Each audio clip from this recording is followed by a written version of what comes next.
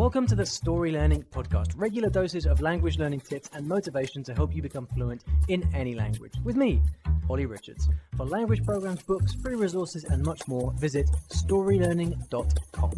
Good morning, everybody, and welcome back to the I Will Teach You a Language podcast.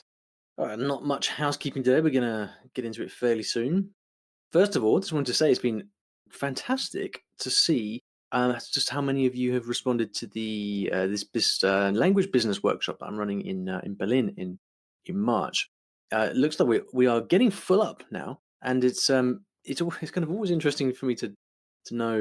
You listen to the podcast. I never know exactly who it is that's listening, but I know that you are super engaged because you're always emailing me and telling me about the podcast and stuff like that. So it's great to see and very interesting to see that many of you guys who listen to the podcast are also very serious about your languages and about, in many cases, helping others learn languages as well. Hence this desire, this dream of building your own language businesses. So it's great to see that. I'm looking forward to meeting many of you in Berlin. We have a couple of spots left. So if you also fit into this category of wanting to start your own language business, then it would be great to see you in Berlin. You get to spend 2 days with me, and we're going to be going through everything. I'm basically going to be teaching you everything that I've learned, the most important things that I've learned over the last 5 or 6 years about building my own language business, so that you can do it yourself. And if you'd like to come along, we've got a couple of spots left as of the time of recording. And you can go to langpreneur.com, LANGPRENEUR.com, and then click into the events at the top and search for the Langpreneur Business Breakthrough event. I'll put a link into this, the show notes to this episode as well, so you can click through from there if you can find that. But a couple of spots left. Will be great to see you there. All right, then, without any further ado, we're back. First question of the new year from Elliot. Hi, Ollie. This is Elliot in Austin, Texas. I am currently learning Spanish after a 20-year hiatus from college Spanish. And after stopping and starting for a few years, I really got down to it and focused starting in April of this year, the goal of reaching B2 by the end of the year. And it's gone pretty well. I've been doing an hour and a half to 2 hours a day of Spanish every day for over 6 months. But my question is about the concept of periodization that comes from athletics and how it might be applied to learning over time. If you're not familiar, I'm a former triathlete and currently a half marathon runner. And in athletics, there's a well-established idea of periodization, which is a way to focus your training so you don't get injured or burned out, and also to be in top condition for your event. And so there are macro cycles, so you pick a few events over the year and you try to build up to that with gradual increase in duration and intensity. And then there are macro cycles within a 3 to 4 week period where you build up and then pull back and recover. And then within your week, you don't do a lot of intensity every single day. You try to break it up with high intensity on certain days, low intensity on others. So in my experience learning Spanish, at about the 5-month mark, I was getting really burned out from all the learning and feeling like I wasn't making progress. And so against some of your advice earlier, I went ahead and started another language, German, in the meantime, as a mental break for me. And I was only doing it for about 20 or 30 minutes a day, but it was a chance to experience a language with some freshness and lack of pressure about learning a new language. And it worked. I got through that period of feeling burned out and really refocused on Spanish. So my question for you is, with this concept of periodization, do you know of any research that's been done looking at language or other mental skills that use the concept from athletics of periodization? And if not, are there any concepts that you've learned over the years that could be applied in this way with language learning? Thank you so much, and keep up the good work. Hey, Elliot, thank you very much for your question. What a fantastic question as well. I really like this. It's just, I've got a bunch of stuff to say on this, so let's see how well I managed to organize my thoughts. So I think the first thing to say is, like, in general, I think what you're talking about here is learning to be aware of your own sort of mental state and your own mental efficiency when you're studying, and then learning to take your foot off the gas at strategic points in order to give you more capacity, refresh yourself, and then come back stronger, right? And so your example here has been to take a month off learning Spanish to actually focus on another language and then come back feeling refreshed. And as you know, as you mentioned, I always advise against learning another language if you are in the middle of learning another one. But I think there's a higher level point here, which is that anything done strategically and with intent is like supersedes everything else, right? So let's take a step back. Now, periodization, it's not I've never heard that word before, actually. It's not something I'm familiar with, but I'm familiar with the concept. And I mean, I'm not an athlete myself, pretty much the opposite, really. But I'm familiar with how in the world of athletics, you train for events, right? And in order to be in peak physical performance, and a lot of that, a key part of that is rest. So you need to be able to balance the times when you're resting with the times when you're really working hard, and then when done properly, you can kind of build up to your peak fitness. I think the key distinction with languages is that languages are not really a question of kind of building up for one specific moment, because in athletics, you can't always be at absolute peak state, right? Because if not, you'd burn out. You kind of have to. It's like with boxers, you kind of have to drop a certain amount of weight in a short period of time in order to be ready. It's not really sustainable. Language learning, the way that I like to think about it, is much more about the marathon effect. It's like kind of, when you stretch your muscles, the first stretch you're a bit stiff, but after 5 minutes of stretching, you're nice and loose. I see language learning as a bit like that over a period of months and years.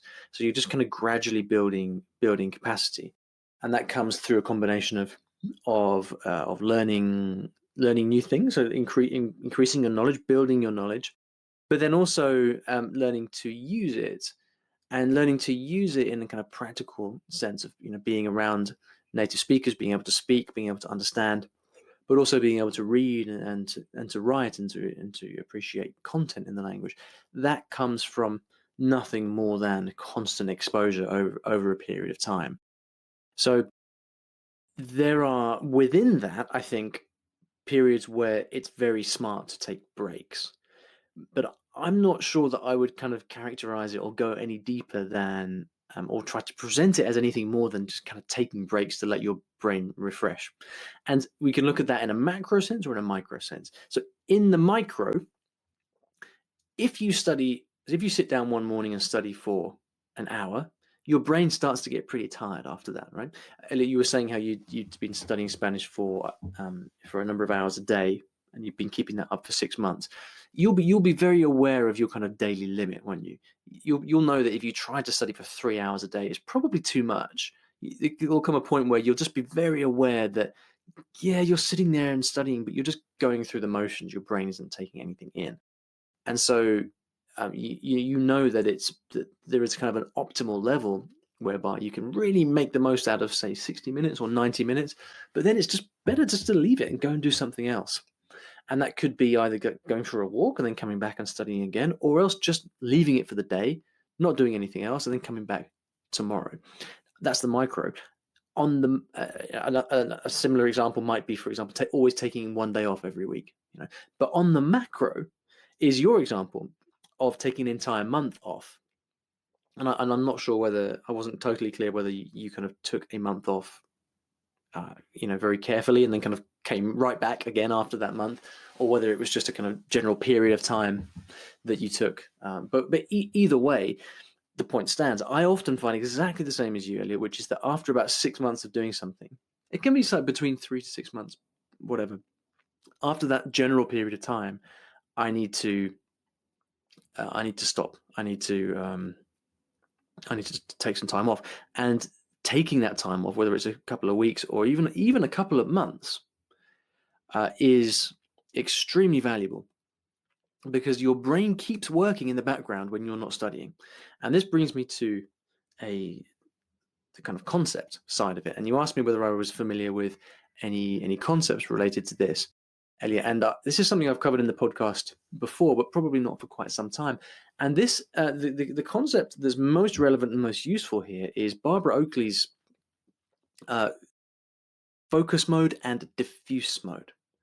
If you look for Barbara Oakley, she's written a lot about this. She covers this in depth in her online course, which is Learning How to Learn. Incidentally, the biggest online course in the world. They had over 2 million students, I believe. It's a free course. You can sign up for it. Just search for MOOC, so MOOC, which stands for Massive Open Online Course, and then Learning How to Learn Barbara Oakley, and you'll find it.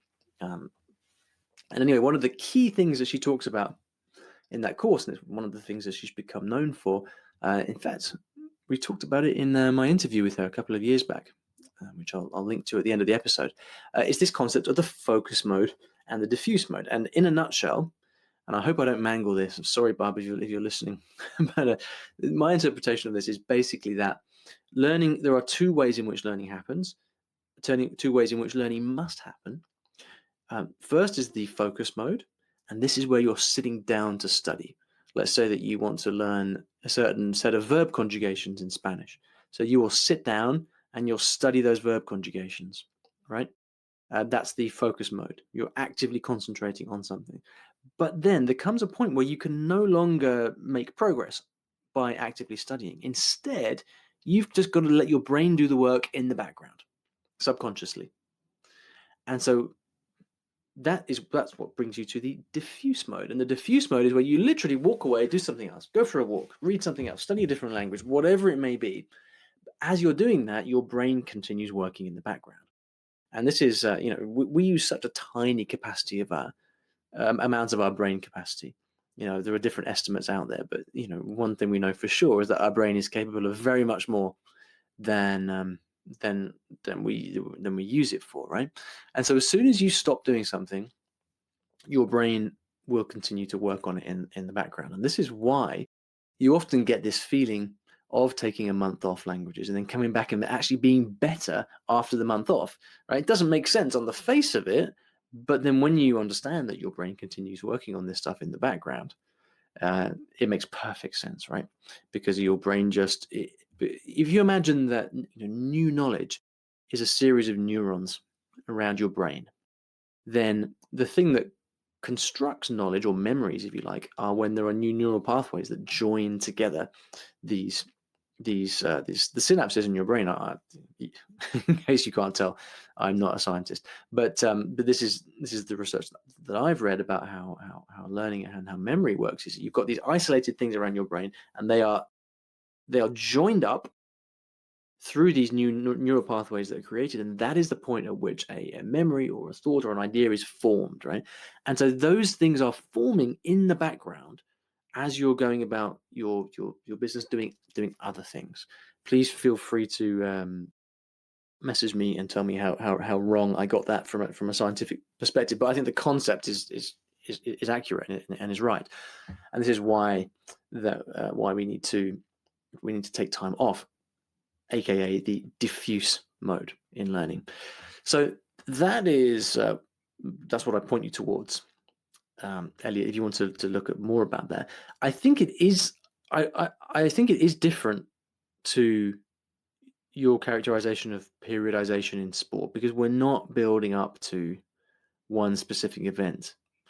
I think I think there are times when there might be things that are similar. So if you had to give a speech, for example, and you wanted to give that speech from memory, or you wanted to memorize the order of things, or whatever, like that is an event, and you're going to want to obviously increase the frequency of your practice up until that event. But afterwards, it's not that important that you remember it, right? But language learning is much more about developing strength over time, and so I think the correct way to think about building capacity in language learning is to think about the marathon and to think about consistency. Consistency is king above all else. If there was like one kind of habit or one way of thinking about language learning that I would point you towards that's been most successful for me over time, it's about consistency.